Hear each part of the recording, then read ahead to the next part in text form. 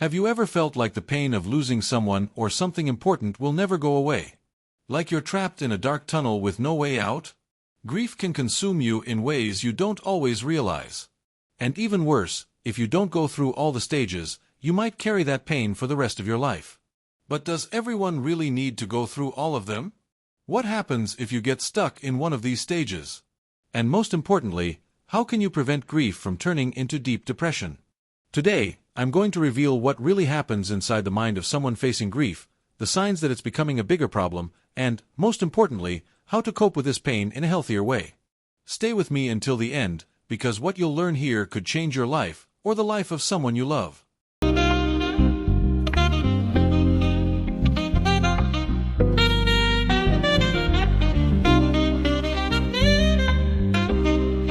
Grief is one of the most painful experiences a human being can go through. When we lose someone, a relationship, a job, or even a dream, our minds enter a whirlwind of emotions. It's not just sadness. It's a mix of shock, anger, guilt, despair, and, for many, an emptiness so profound that it feels impossible to fill. Psychiatrist Elisabeth Kübler-Ross identified 5 main stages of grief: denial, anger, bargaining, depression, and acceptance. These stages don't follow a fixed order for everyone, and some people may even skip certain phases. But here's the problem: if you don't go through all of them, you might end up trapped in pain for much longer than you ever expected. And that's exactly what we're going to talk about now. Let's break down how each stage works, and what can happen if you get stuck in one of them.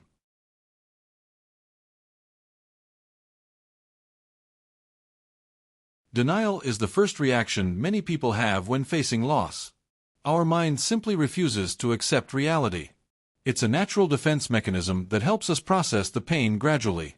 Some people continue acting as if nothing has happened, avoiding conversations about the loss or even creating an alternate reality where it doesn't exist. Others keep themselves extremely busy, burying themselves in work or other activities to distract from their emotions. Some go to great lengths to avoid any reminders of the person or situation they lost, removing photos from their home, avoiding familiar places, or even suppressing their own feelings entirely. But here's the danger: getting stuck in denial prevents you from truly facing your pain. Some people spend years pretending they're fine, trying to move on without ever processing their emotions.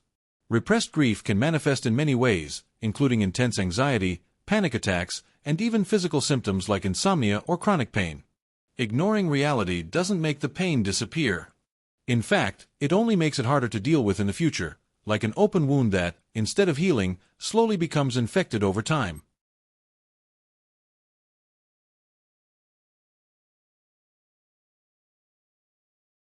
Once reality starts to sink in, anger follows. Anger at yourself, at others, at fate, at God. You start questioning everything: why did this happen to me? Or, this isn't fair. Often, this anger has no clear target. It can show up as irritability, impatience, or unexpected emotional outbursts. Some people lash out at those around them, unknowingly pushing friends and family away. Others turn their anger inward, drowning in guilt and self-destruction. And here's the tricky part: sometimes, anger hides behind a fake smile, making it seem like everything is fine when, in reality, the person is boiling inside. Everyday frustrations become triggers, and the smallest inconvenience can set off an emotional explosion. It's like carrying a volcano inside you, always on the verge of erupting. But if you don't learn how to manage this anger, you risk pushing people away and getting trapped in a cycle of guilt and frustration. Holding on to resentment is like gripping a burning coal, expecting the other person to get burned, but in the end, you're the one who gets hurt the most. Anger is a normal part of grief, but it's crucial to recognize when it's taking control of you. The key isn't to suppress it, but to find healthy ways to release it, whether through open conversations, therapy, or activities that help you channel that energy in a way that doesn't destroy you.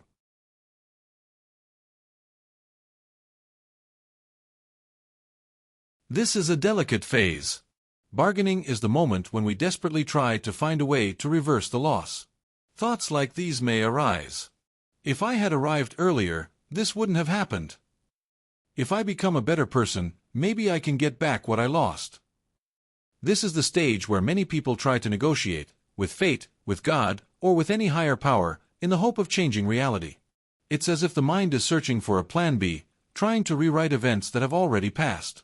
This often leads to an overwhelming sense of guilt, because the person believes they could have somehow prevented the loss, even if, deep down, they know it wasn't possible. Additionally, some people start making empty promises in an attempt to feel better. If I change, maybe this pain will go away. If I had been more present, maybe none of this would have happened. This stage can be dangerous because it traps a person in a cycle of self-blame and suffering, constantly imagining a different outcome. Another risk of bargaining is that it can fuel destructive behaviors. Some people throw themselves into excessive work, distance themselves from loved ones, or seek comfort in harmful habits, such as alcohol or substance abuse. It's an unconscious way of running from real pain, trying to fill a void that actually needs to be faced.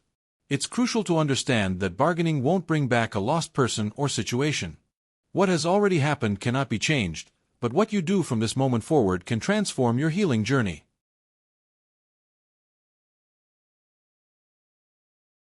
This is one of the most dangerous moments in the grieving process. The depression phase isn't just sadness, it's a deep emptiness, a loss of motivation to move forward. A person in this stage may withdraw from others, lose interest in everything, feel completely drained, and, in some cases, even believe that life has lost all meaning.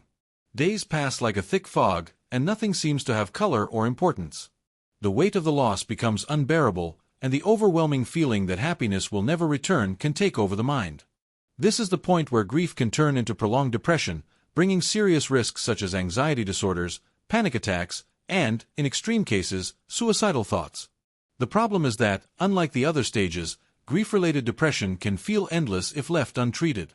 The person starts to believe that they will never feel okay again, as if they are trapped in a pit with no way out. If you or someone you know has been stuck in this phase for too long, don't ignore the signs. Seeking professional help can make the difference between sinking further into pain or finding a new purpose. You don't have to go through this alone. There are people who care about you and who can help lighten this heavy burden.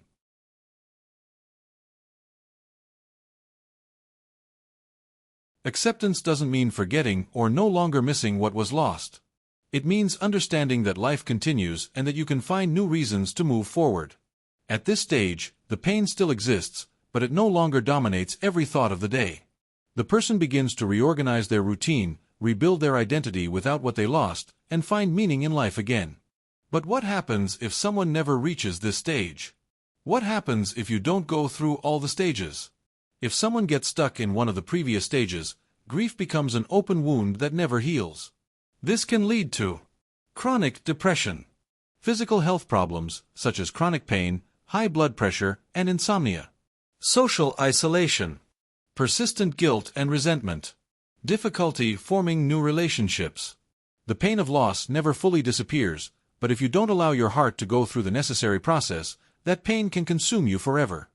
Grief is painful, but it's an undeniable part of the human experience. Going through all the stages is essential so that you can move forward without carrying an unbearable weight for the rest of your life. If you're going through this right now, know that you are not alone. With time, the right support system, and, if needed, professional help, this pain can transform, not into something that destroys you, but into something that strengthens you.